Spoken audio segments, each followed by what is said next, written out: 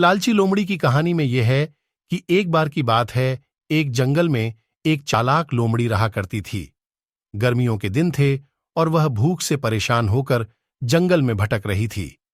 बहुत देर जंगल में भटकने के बाद लोमड़ी को एक खरगोश मिला, लेकिन खरगोश मिलने के बाद लोमड़ी ने खरगोश को खाने की बजाय उसे छोड़ दिया, क्योंकि वह इतना छोटा था कि उसे खाने से लोमड़ी का पेट कहां भरने वाला था। इसके बाद लोमड़ी आगे बढ़ी, फिर से जंगल में भटकने लगी।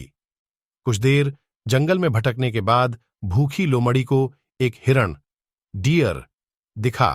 हिरण को देखते ही लोमड़ी के मुंह में पानी आ गया। लोमड़ी हिरण को पकड़ने के लिए उसके पीछे दौड़ने लगी। लोमड़ी ने अपनी पूरी ताकत से हिरण का पीछा किया, पर हिरण लोमड़ी की पकड़ में नहीं आया। अब लोमड़ी खाने की तलाश में बहुत ही थक चुकी थी।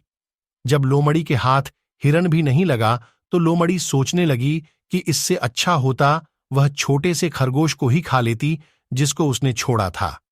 कुछ देर आराम करने के बाद लोमड़ी खरगोश को ढूंढने के लिए फिर से जंगल में भटकने लगी। जंगल में खरगोश को ढूंढते हुए लोमड़ी वहां पहुंची जहां उसने खरगोश रैबिट को देखा था, लेकिन लोमड़ी को वहां खरगोश नहीं दिखा।